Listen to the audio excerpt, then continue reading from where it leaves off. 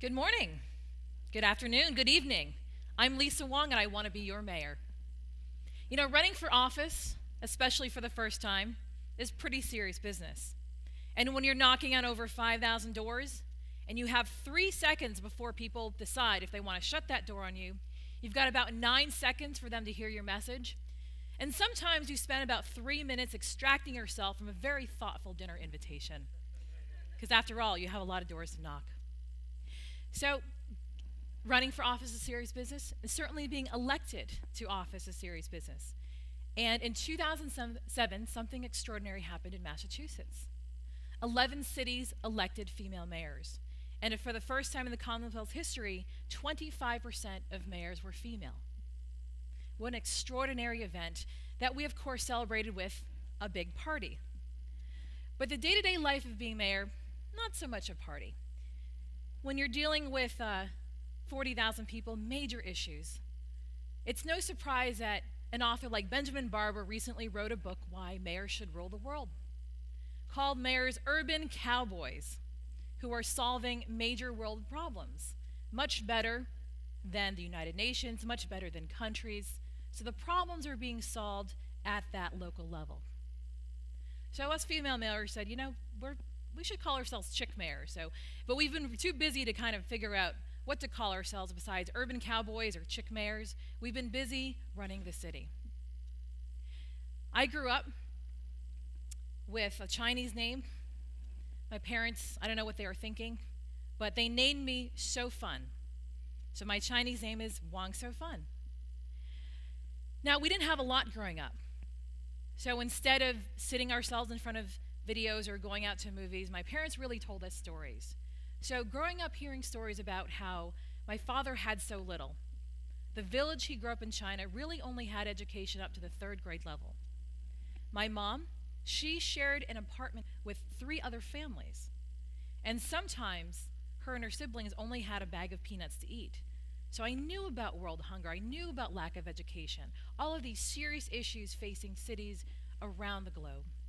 So what was I to do in office? Looking at statistics, looking at United Nations Millennium Development Goals, how they want to have hunger between 1990 and 2015.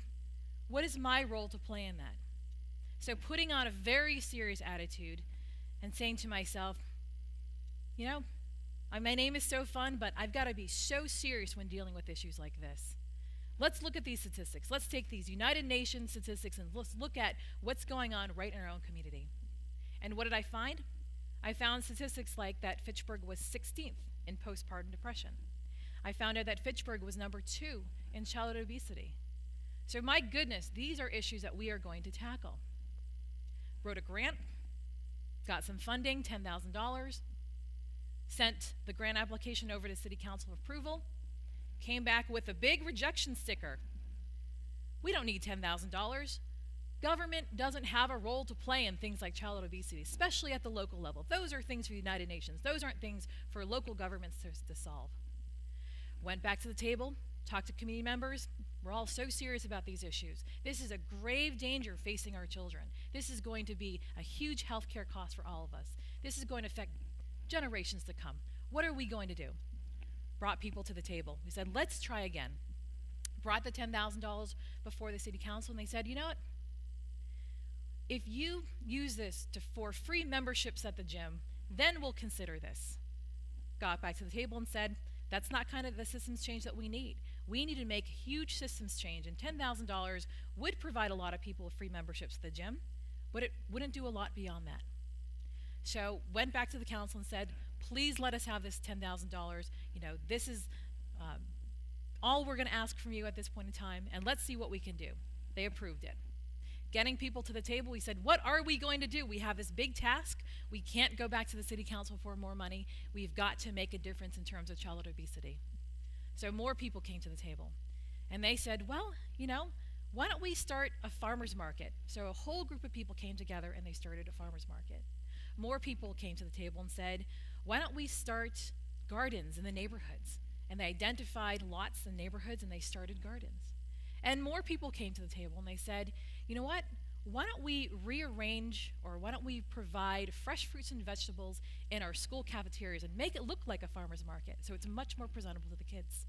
So things like that happened, and kids were clamoring over broccoli today. They said, I had broccoli today, but I want green beans tomorrow, and tomorrow I want to try the sweet potato. So it actually worked. And then more people came to the table, and high school students said, you know what? We noticed that grade school kids these days aren't as active as we were. Maybe they don't know the kinds of games we played. So they bought jump ropes, and they taught kids how to double dutch. So more and more people came to the table, and they leveraged this $10,000 into these fantastic projects throughout the city. And I would go around and say, how are you doing? How are you going with those farmers markets? How are you going with the cafeteria? How are you going with those changes? And people would say, we are having so much fun. How are things going, Mayor? They're going so fun. I thought to myself, that sounds familiar. So because we made such initial progress, and because there were so many people that came to the table, we did leverage that $10,000. And the Robert Wood Johnson Foundation, other organizations came to the table and provided us with more seed money to look at the data to make systematic change. And lo and behold, we had a big initiative. And what were we going to call this initiative? So, putting my serious thinking cap on, said, the Anti-Childhood Obesity Campaign. Nope, not much excitement there. So I thought to myself, what were people telling me about the projects they were coming up with? What were they having? They were having so much fun. So why don't we call the initiative Fun in Fitchburg? And immediately people said, that makes so much sense. So for the past few years, we have this wonderful initiative in Fitchburg called Fun in Fitchburg. We don't really mention the word childhood obesity. We don't really lecture people what to do. We allow people to have fun and let their imaginations go wild. And I can't tell you all the things that are happening under this initiative, because what it has done is it's inspired a whole city to do what they can to address this serious issue in their own fun way. And I can tell you that the results are working. Because of the group that we have together, because of looking at the data, we certainly know, for example, the United Nations tracks that 100 million fewer people in the last 2 decades are hungry. That is good.